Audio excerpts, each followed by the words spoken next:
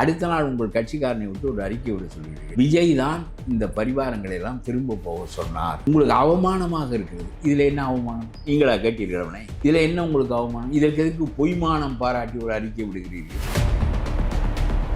விஜய் கேட்டுக்கொண்டதன் பேரில் தான் அவர்கள் திரும்பி போனார்கள் என்று சொன்னால் உங்களுடைய சிந்தனை பழுதுபட்டிருக்கிறது. நாட்டை ஆள்வதற்கு எவ்வளவு பக்குவங்கள் வேண்டும்? இவ்வளவு கேவலமாக எதிலேயோ போய் பொய்மானம் பாராட்டுகிறீர்கள் நீங்கள். பனையூரிலிருந்து அங்கே போவதற்கு 1 மணி நேரம் 1.5 மணி நேரம் ஆகும் போக்குவரத்து நெரிசல். மக்களுக்கு அதனால் துயரம் ஏற்படும். ஆகவே நான் ஹெலிகாப்டரில் போகிறேன் என்று சொல்லி வேலைகள் தொடங்கப்பட்டன. போவதற்கு 1.5 மணி நேரம் ஆகும். அதனால் மக்களுக்கு ஊர் ஏற்படும் என்றால் கிரீன் பேஸ் ரோட்டுக்கு வாருங்கள். காமராஜரோ ராஜாஜியோ இருந்திருந்தால் 28 கார்கள் முதலமைச்சருக்கு முன்னும் பின்னும் போவதை அனுமதித்திருக்க மாட்டார்கள். இது என்ன, இது வெட்டி பந்தா என்று கேட்கிறேன். விசிகா நாளைக்கு தான் ஆதரவை நாங்க குடுக்குறோமா இல்லையானே சொல்ல போறாங்க. கடைசி பிகு அது என்னன்னா துணை முதலமைச்சர் பதவிக்கான அடி போடுறாங்களோன்னு ஒரு பார்வை இருக்குது. இப்போ ஒருவேளை தாவேக்கா முதலமைச்சருக்கு தான் அடி போட்டாரு. முதல்ல எல்லா கட்சிகளும் சேர்ந்து திருமாவளவனை முதலமைச்சராக்க வேண்டும் என்று அடி போட்டார்கள். 2 பேரை வைத்துக் கொண்டு எப்படி முதலமைச்சராவது என்றால் ஆக முடியாது.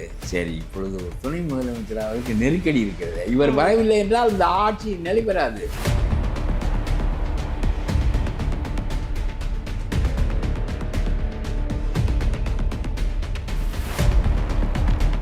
நம்முடைய விஜயினுடைய காரை அப்பொழுதுதான் இவருக்கு புரிகிறது. அப்புறம் இது நான் பிழை என்று சொல்லவில்லை. அவனாக வந்தான், அவனாக போனான். இதில் உங்களுடைய பங்கு, உங்களுக்குள்ள அவமானம் எதுவும் இல்லை. ஆனால் அடுத்த நாள் உங்கள் கட்சிக்காரனை விட்டு ஒரு அறிக்கை விட சொல்கிறீர்கள். விஜய் தான் இந்த பரிவாரங்களை எல்லாம் திரும்ப போக சொன்னார். உங்களுக்கு அவமானமாக இருக்கிறது. இதில் என்ன அவமானம்? அவனாக வந்தான், அவனாக திரும்பி போனான். இதில் உங்களுக்கு என்ன அவமானம்? நீங்களா கேட்டீர்கள் அவனை? இதில் என்ன உங்களுக்கு அவமானம்? இதற்கு எதுக்கு பொய்மானம் பாராட்டி ஒரு அறிக்கை விடுகிறீர்கள்? விஜய் சொல்லித்தான் திரும்ப போனார். இவர்களெல்லாம் திரும்பி போனது விஜய்க்கு அவமானமா என்று கேட்கிறேன். இந்த அடிப்படை சிந்தனை கூட விஜய்க்கு இல்லை என்பதுதான் குறை. இவன் வந்தது உங்களுக்கு பெருமையும் இல்லை, இவன் போனது உங்களுக்கு சிறுமையும் இல்லை. இதில் ஏதோ உங்களுக்கு சிறுமை வந்து விட்டது என்று உங்கள் கட்சிக்காரர் ஒருவரை விட்டு விஜய் கேட்டுக்கொண்டதன் பேரில் தான் அவர்கள் திரும்பி போனார்கள் என்று சொன்னால் உங்களுடைய சிந்தனை பழுதுபட்டிருக்கிறது. நாட்டை ஆள்வதற்கு எவ்வளவு பக்குவங்கள் வேண்டும்? இவ்வளவு கேவலமாக எதிலேயோ போய் பொய்மானம் பாராட்டுகிறீர்கள் நீங்கள். இது உங்களுடைய மானம் சம்பந்தப்பட்ட ஒன்றில்லை. உங்களுக்கு எந்த மான இழுக்கும் நடக்கவில்லை. ஆனால் நீங்கள் மான இழுக்கு என்று சாதாரண அறிவை கொண்டு சிந்தித்து இந்த பரிவாரங்கள் இருப்பது நமக்கு பெருமை, இல்லாமல் போவது சிறுமை என்று நீங்களாக கருதி கொண்டு இதற்கு ஒரு அறிக்கை விட்டு ஒரு மனிதனை விட்டு சமாதானப்படுத்த வைக்கிறீர்கள். இது உங்களுடைய சிந்தனையின் கீழ்நிலையையும் பக்குவமாக சிந்திக்க தெரியாத பாங்கையும் காட்டுகிறது. ஒன்று, இது தேவையில்லாத வேலை. 2வது, உடனே பனையூரிலிருந்து அங்கே போவதற்கு 1 மணி நேரம் 1.5 மணி நேரம் ஆகும் போக்குவரத்து நெரிசல். மக்களுக்கு அதனால் துயரம் ஏற்படும். ஆகவே நான் ஹெலிகாப்டரில் போகிறேன் என்று சொல்லி அங்கே தலைமைச் செயலகத்தில் ஹெலிகாப்டர் இறங்குவதற்குரிய ஏற்பாடும் இங்கே இறங்குவதற்குரிய ஏற்பாடும் செய்யப்பட்டு வேலைகள் தொடங்கப்பட்டன. இப்பொழுது அவையெல்லாம் நின்றுவிட்டன என்பது வேறு. இது என்ன நான் கேட்கிறேன்? எளிமையாக இருங்கள். நீங்கள் போவதற்கு 1.5 மணி நேரம் ஆகும், அதனால் மக்களுக்கு ஊர் ஏற்படும் என்றால் கிரீன் பேஸ் ரோட்டுக்கு வாருங்கள். அங்கே உள்ள அரசு மாளிகையில் தங்குங்கள். அங்கிருந்து கடற்கரை சாலை வழியாக 15 மணிக்கு வழியில் நீங்கள் தலைமைச் செயலகத்துக்கு போய்விடலாம். எளிமையாக இருங்கள், இயல்பாக இருங்கள். மக்களுக்கு தொண்டு செய்வதற்காக அந்த பதவி வந்திருக்கிறது என்று நினையுங்கள். இது உங்களுடைய பெருமையை, உங்களுடைய உலகத்தில் எவனும் அடைய முடியாத பதவியை அடைந்து விட்டோம் என்று நினைக்கின்ற பாங்கு, பகட்டு உங்களிடம் இருக்குமானால் நோக்கம் கெட்டு போய்விடும். நோக்கம் கெட்டு போய்விடும். இவையெல்லாம் உங்களுக்கு தெரிய வேண்டும் என்று நான் வெளியே இருந்து உங்களை சிறுமைப்படுத்த வேண்டும், பழிக்க வேண்டும் என்பதற்காக சொல்லவில்லை. நீங்கள் சரியாக சிந்திக்க வேண்டும் என்பதற்காக நான் சொல்கிறேன். உங்களுடைய பெருமை சிறுமைகள் இதிலே இல்லை. நீங்கள் எளிமையாக இந்த மக்களுக்குரிய காரியங்களை செய்தால் 25 ஆண்டுகள் ஆளலாம். 25 ஆண்டுகள் ஆளலாம். யார் ஆண்டால் என்ன? நான் கேட்கிறேன். நான் திருவண்ணாமலை கோயிலுக்கு தர்மகர்த்தாவாக இல்லை என்று வருத்தப்படுவதில்லை. நான் சாமி கும்பிட போகிற போது அந்த கோயில் சரியாக இருந்தால் போதுமானது. நாட்டிலே கும்பிட போகின்றவனெல்லாம் தர்மகர்த்தாவாக ஆகவும் முடியாது. அது தேவையில்லாத வேலையும் கூட. ஆனால் அந்த கோயில் சுத்தமாக இருந்தால் நீ சாமியை கும்பிட்டு விட்டு வருகின்ற போது இந்த கோயிலுக்கு யார் தர்மகர்த்தா என்று கேட்க மாட்டாய். அங்கே குப்பையும் கூலங்களும் கிடந்தால் இந்த கோயிலுக்கு யார் தர்மகர்த்தா, இதை கூட ஒழுங்காக செய்ய மாட்டேன் என்கிறாய் என்று கேட்பாய். ஆகவே நான் சொல்லுகிறேன், ஒரு கோயிலுக்குள் சென்று வருகின்ற போது தர்மகர்த்தா யார் என்று தெரியக்கூடாது. தெரியவில்லை என்றால் கோயில் தூய்மையாக இருக்கிறது, சரியாக நடத்தப்படுகிறது, 6 காலமும் மணி அடித்து பூசை செய்யப்படுகிறது என்று பொருள். அதே மாதிரி சொல்லுகிறேன், சீனத்திலே தாவோயியம் என்ற ஒரு கொள்கை, டாவோயிசம் என்று சொல்வார்கள், தமிழிலே தாவோயியம் என்று சொல்வார்கள். அதை சிந்தித்தவன் லாசே. அதாவது இந்தியாவுக்கு நிகரான நாடு சிந்தனையில், வளத்தில், நாகரிகத்தில் எல்லாவற்றிலும் சீனா தான். தொடர்ந்து எகிப்து நாகரிகமெல்லாம் சிறந்த நாகரிகம், கிரேக்க நாகரிகமெல்லாம் சிறந்த நாகரிகம், இன்றைக்கு அவை ஒட்டி இல்லை. ஆனால் நம்ம சீனத்து நாகரிகம் இந்திய நாகரிகத்தோடு ஒட்டி இன்றமும் வாழ்கிறது, இன்னமும் நிலைத்து நிற்கிறது, இன்னமும் பெருமையோடு இருக்கிறது. அந்த அளவு சிறந்த நாடு சீனா. அவன் சொல்லுவான், ஒரு கோயிலுக்குள் போயிட்டு வருகின்ற போது தர்மகர்த்தா யார் என்று கேட்க வேண்டும் என்று நினைக்கக்கூடாது. ஒழுங்காக இருந்தால் கேட்க மாட்டார், தவறாக இருந்தால் கேட்பார். எவன் இதுக்கு தர்மகர்த்தா, இதை கூட செய்யவில்லை. அதுபோல் ஒரு நாட்டை எவன் ஆளுகிறான் என்று மக்கள் ஞாபகப்படுத்தி கொள்ள முடியாத ஆட்சி தான் சிறந்த ஆட்சி என்று சொல்லுவான். இப்படிலாம் சிந்திக்க யாருக்காவது தெரியுமா? அப்படியே விடவெடுத்து போய்விட்டேன். இந்த சிந்தனையை நான் முதலாக அறிய நேரிட்ட போது விடவெடுத்து போய்விட்டேன். சும்மா தமிழுக்கு நிகரான அறிவு வளம் எனக்கு தெரிய சமஸ்கிருதத்தில் உண்டு, அதே மாதிரி சீனத்தில் தான் உண்டு. எப்படி சொல்லுகிறான் பாருங்கள். மக்கள், குடிமக்கள் 7.5 கோடி பேரும் யார் ஆளுகிறார்கள் என்று நினைப்பே இல்லாமல் வாழ்ந்து கொண்டிருக்க வேண்டுமா?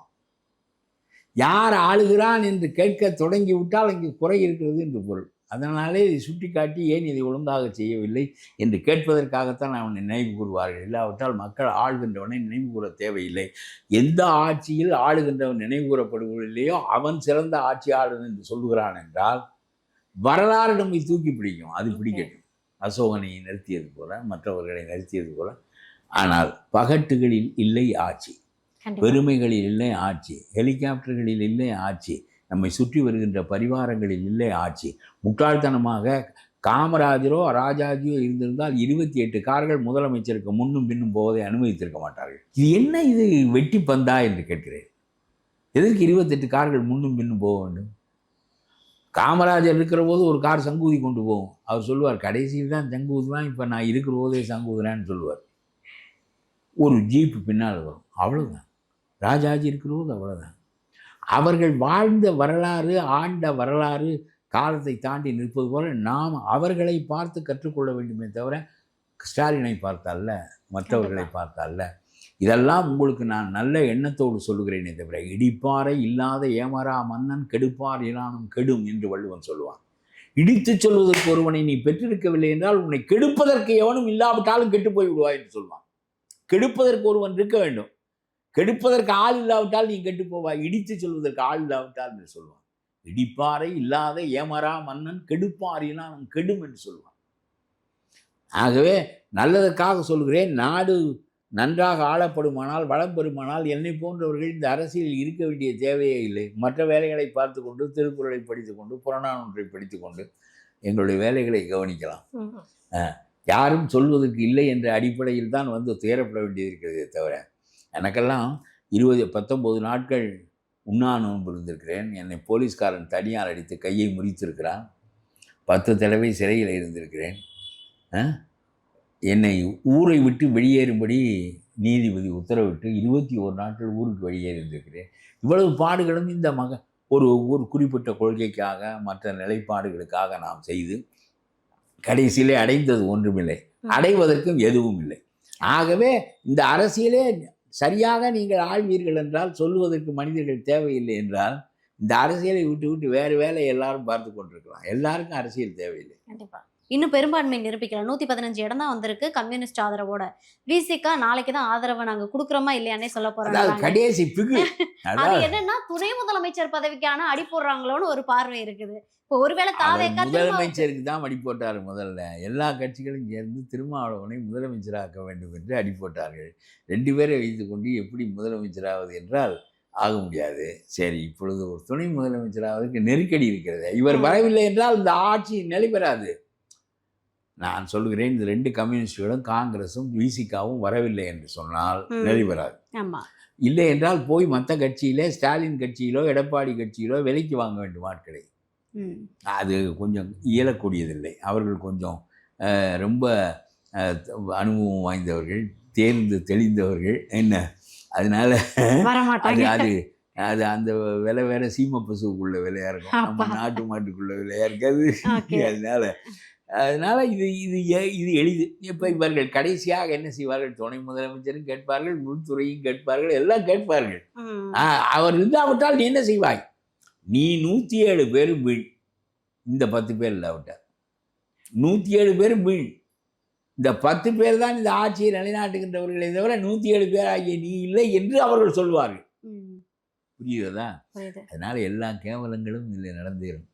ஐயா, இப்போ ஒருவேளை தாவேக்கு ஆட்சி அமைச்சுட்டா அடுத்த அதிமுக திமுகவோட நிலைமை என்னவா இருக்கும்? ஏன்னா மக்கள் ரொம்ப நான் அதை பற்றி ஒன்று சொல்ல வேண்டும். நான் ஒன்று சொல்லுகிறேன். மம்தாவும் ஸ்டாலினும் தோற்கடிக்கப்பட்டது அவர்கள் செய்த அளப்பரிய குற்றங்களின் காரணமாகவும், முறைகேடான ஆட்சிகளின் காரணமாகவும், சட்டத்தை தூக்கி எறிந்துவிட்டு ஆண்ட காரணத்தினாலும் அவர்கள் தூக்கி எறியப்பட்டார்கள். அவருடைய கட்சி தோற்கடிக்கப்பட்டதை விட அவர்கள் இருவரும் தோற்கடிக்கப்பட்டது இன்னமும் ரொம்ப அருவருக்கத்தக்கது. நடந்து கொண்ட முறைகளின் காரணமாக, முறைகேடான ஆட்சியின் காரணமாக தோற்கடிக்கப்பட்டார்களே தவிர திராவிட இயக்கம் அழிந்து விட்டது என்று சொல்லுகின்ற பேச்சு சரியான பேச்சில்லை. திராவிட இயக்கம் அழியக்கூடாது. திராவிட இயக்கம் அழிந்து விட்டால் தமிழுக்கு, இந்திய எதிர்ப்புக்கு, சமூக நீதிக்கு, மற்றவற்றுக்கெல்லாம் பேசுவதற்கு 2 கட்சிகளும் இருக்கின்றன. அந்த 2 கட்சிகளும் இன்னும் செய்ய வேண்டிய வேலைகள் நிறைய இருக்கின்றன. நான் சொல்லுகிறேன், விஜய்க்கு ஒரு யோசனை இருந்தால், நீங்கள் ஒரு முக்கியமான யோசனை சொல்லுகிறேன், எல்லாருக்கும் சொன்னதைத்தான் சொல்லப் போகின்றேன். இந்த பிஜேபி எதிர்ப்பில் உங்களால் வலுவாக நிற்க முடியாது. நீங்கள் பயப்படுவீர்கள். உங்களுடைய இயல்பு, நீங்கள் இப்படி சொகுசாக இருந்து பழக்கப்பட்டவர். அதனால மன ஊக்கமும் வலிமையும், அதுக்காக 19 நாள் உண்ணாவிரதம் இருக்கிறபோது உங்களுடைய கிட்னி கெட்டு போய்விடும் என்று என்னிடம் டாக்டர் சொன்னார். இனிமேல் பின்வாங்க முடியுமா என்று உறுதியாக நின்று கொண்டிருக்கின்றோம். மானக்கேடு என்றதை நினைப்போம், பின்வாங்குவது என்று. சுகத்திலே பழக்கப்பட்டவர்களுக்கு அது தோன்றாது. அதுக்கு மன உரம் வேண்டும்.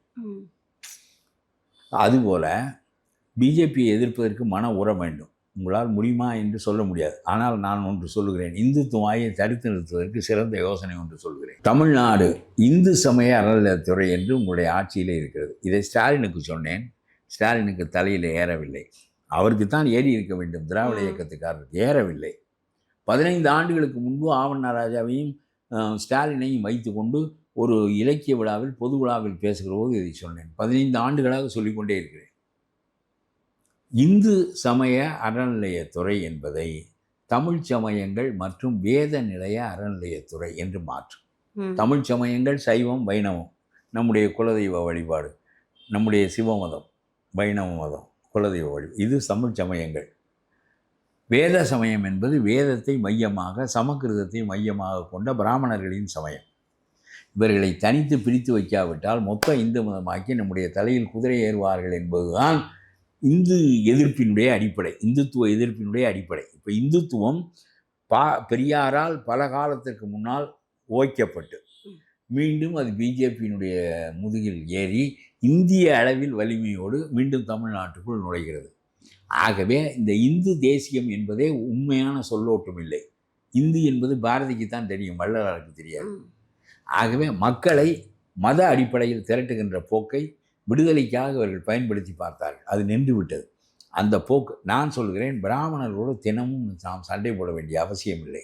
பார்ப்பன எதிர்ப்பு நமக்கு அடிப்படை கொள்கையாக இருக்க வேண்டிய அவசியம் இல்லை. தனி மதமாக ஆக்கிவிட்டால் முஸ்லீமை பற்றி, கிறிஸ்துவனை பற்றி பேசுவதில்லை என்பது போல வேத மதத்தை பற்றி நாம் பேச மாட்டோம். நம்முடைய மதத்தை நாம் கவனித்து கொண்டிருப்போம். தெரிகிறதா? இது பக்தி இயக்க காலத்தில் ரெண்டும் ஒன்று சேர்ந்தது, கூட்டணி.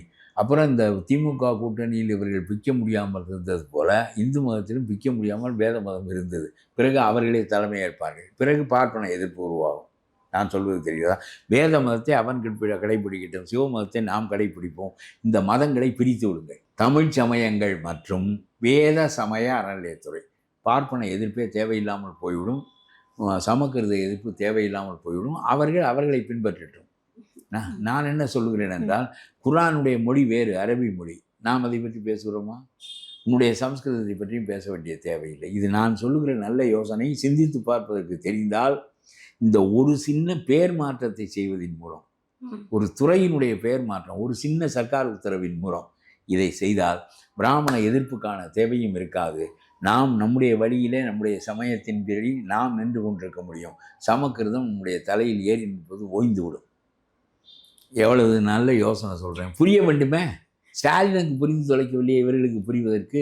ஆகவே திராவிட இயக்கம் ஒரு காலத்திலும் சமக்கிருத ஆதிக்கம் இருக்கின்ற வரையிலும், இந்திய ஆதிக்கம் இருக்கின்ற வரையிலும், வடபுலத்திற்கு உத்தரப்பிரதேசத்துக்கு கூடுதல் இடம் வேண்டும், தமிழ்நாட்டுக்கு குறைய இடம் வேண்டும் என்று சொல்லுகின்ற நிலை இருக்கின்ற வரையிலும் எல்லா குறைகளுக்கும் இடையே இவர்கள் இருப்பார்கள். திராவிட இயக்கம் நடத்துவதற்கு அரசியல் தலைவர்கள் இல்லாவிட்டாலும் அந்த இயக்கத்தினுடைய அடிப்படை ஊற்றுக்கள் தமிழ்நாட்டில் இருந்தே தீரும். திமுக அதிமுக கூட்டணி வைக்க போறதா ஒரு பேச்சுவார்த்தை நடக்கும் என்று எனக்கு தோன்றவில்லை. அது அவர்களுக்கு தான் தெரியும். புதுச்சேரியில போய் அப்ப எல்லா எம்எல்ஏக்களையும் வச்சிருக்காங்க. இல்லை ஏங்க, வெம்பாட்டுக்கு 10 கோடி கொடுக்குறேன், 20 கோடி கொடுக்குறேன்னு ஆள் பிடிப்பேன். ஆனால் ஆள் பிடிச்சா பதவி போயிடும். அது வேற. 4 பேர் 2 பேர் 10 பேரை நீங்கள் பிடிச்சா பதவி போயிடும். குறிப்பிட்ட எண்ணிக்கையில் இத்தனை பங்கில் ஒரு பகுதியினர் வந்தால்தான் அவருடைய பதவி நிலைக்கும். பிறகு அவர்கள் இவருக்கு வாக்களிக்க முடியும். இந்த கேவலத்தை எல்லாம் திமுக அதிமுகவில் யாரும் செய்வார்கள் என்று நான் நினைக்கவில்லை. இவ்வளவு பழம்பெரும் கட்சிகளில் போய் நாம் தோற்று போய்விட்டோம் என்பதற்காக கட்சி மறுநாள் பிறகு உன்னை எப்படி தலைமையாக இருப்பான்? அதெல்லாம் நடக்கும் என்று நான் நினைக்கவில்லை. எடப்பாடி அதை பற்றி உறுதியாகத்தான் இருக்கிறார். ஸ்டாலினும் அதை பற்றி உறுதியாகத்தான் இருக்கிறார். அதனால் இது ஒரு தேவையில்லாத வேலை தான். அதாவது ஒரு கட்சியை மேய்த்து கொண்டு இன்னொரு ஊர் போய் வைத்து கொள்ள வேண்டிய நிலையில் தான் நாம் இருக்கிறோம் என்றால் பயப்படுகிறோமே. அது தேவையில்லாத வேலை. அது நம்முடைய பெருமைக்கு குறைவான வேலை தான். நன்றி.